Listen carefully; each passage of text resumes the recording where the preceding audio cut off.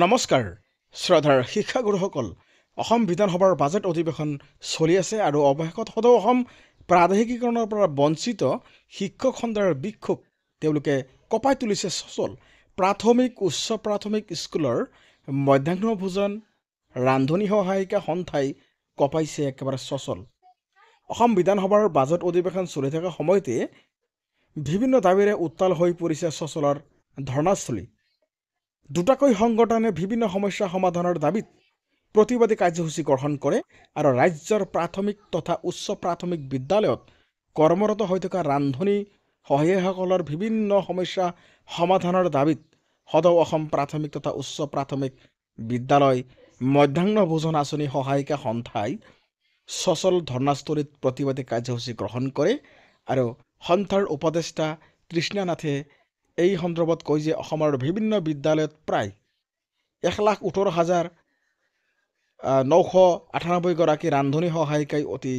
নিম্নতম মজুৰিৰ কৰ্তব্যত সম্পাদন কৰি আহিছে আৰু আজিৰ দিনটোত তেওঁলোকে যি বস্তুৰ মূল্য বৃদ্ধি হৈছে তাৰ প্ৰতি তেওঁলোকে একো চৰকাৰে কাণ নিদিয়ে বুলি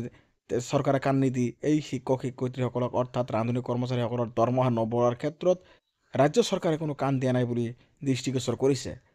মাহেকত মাত্ৰ 1500 টকাৰে ৰন্ধন কৰ্মী সহায়কসকলে কাম কৰিব লগা হৈছে বিভিন্ন সময়ত চৰকাৰক দাবী জনাই অহাৰ পাছতো এই সন্দৰ্ভত কোনো ধৰণৰ ব্যৱস্থা চৰকাৰে এতিয়ালৈকে লোৱা নাই ৰন্ধন কৰ্মী সহায়কসকলৰ মাননি 1500 টকাৰ পৰা 9600 টকালৈ বৃদ্ধি কৰা আৰু পেঞ্চন মেডিকেল ইত্যাদি সা সুবিধা প্ৰদান কৰা লগতে স্থায়ী কৰ্মচাৰীৰ মৰ্যাদা প্ৰদান কৰা বকেয়া ধন শীঘ্ৰে মোকলাই দিয়াকে ধৰি কেইবাটাও দাবী পূৰণৰ বাবে সন্থাই চৰকাৰক আহ্বান জনোৱাৰ লগতে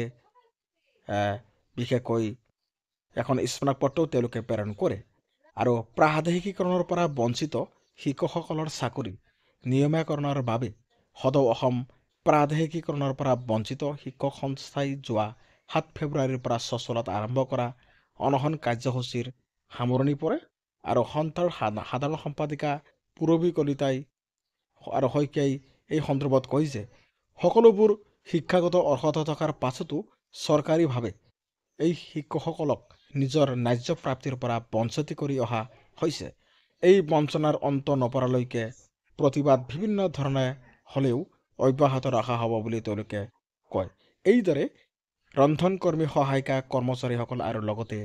ৰাজ্যৰ যি অপ্ৰাধিকৃত শিক্ষক কৰ্মচাৰী আছে তেওঁলোকে কঁপাই তুলিছে গুৱাহাটীৰ সচল অতি শীঘ্ৰেই অসম চৰকাৰে এই শিক্ষক শিক্ষয়িত্ৰীসকলক তেওঁলোকৰ বিদ্যালয়সমূহ পদ প্ৰাধিকৰণ কৰি আইনৰ আঁতৰে আনি আইন সংশোধন কৰি তেওঁলোকক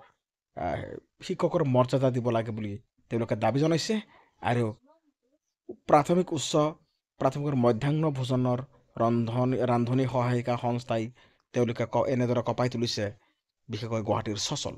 গতিকে প্ৰতিবাদী কাৰ্যসূচী এনেকৈ বিধানসভাৰ বাজেট অধিৱেশন চলি থকা সময়ত যদি লোৱা হৈছে অসম চৰকাৰে যাতে এই শিক্ষকসকল আৰু কৰ্মচাৰী ৰান্ধনী কৰ্মচাৰীসকলৰ প্ৰতি অলপ মানৱতাৰ দৃষ্টিৰে চাই যাতে তেওঁলোকৰ কামসমূহ কৰে তাৰ কাৰণে তেওঁলোকে কাতৰ মিনতি কৰিছে আৰু সদৌ শেষত ৰাজ্যৰ যি অপ্ৰাধিকৃত শিক্ষক কৰ্মচাৰী আছে তেওঁলোকৰ কিন্তু এক দীৰ্ঘদিনীয়া সমস্যা মাহী আইৰ দৰে তেওঁলোকক চোৱা হৈছে বুলি তেওঁলোকে অভিযোগ কৰিছে অতি সোনকালেই ভেঞ্চাৰ স্কুলসমূহ প্ৰভিন্সিয়েলাইজ কৰি আইন সংশোধন কৰি হ'লেও এই শিক্ষকসকলক ল'ব লাগে আৰু ৰাজ্যৰ যি টিউটৰ শিক্ষকসকল আছে এই টিউটৰ শিক্ষকসকলৰ দৰমহা মাননিটো অতি সোনকালেই বৃদ্ধি কৰিব লাগে তাৰ কাৰণে অলৰেডি গুৱাহাটীত শিক্ষা বিভাগৰ লগত এটা বৈঠক হৈছিল আৰু অতি সোনকালেই যাতে বাজেট অধিৱেশনতেই এই দুৰ্ভগীয়া টিউটৰ শিক্ষয়িত্ৰীসকলক সামৰি লয় তাৰ কাৰণে তেওঁলোকে দাবী জনাইছে গতিকে এক সমস্যাৰে জৰ্জৰিত হোৱা শিক্ষা বিভাগৰ কেইবাটাও গুৰুত্বপূৰ্ণ সমস্যাত বিশেষকৈ স্থান পাইছে গতিকে পৰৱৰ্তী আপডেটসমূহ আপোনালোকক সময়মতে অবিৰতভাৱে আমি জনাই থাকিম আমাৰ লগত জড়িত হৈ থাকিব আৰু আমাৰ এই চেনেলটো কিন্তু ছাবস্ক্ৰাইব কৰিবলৈ নাপাহৰিব ধন্যবাদ।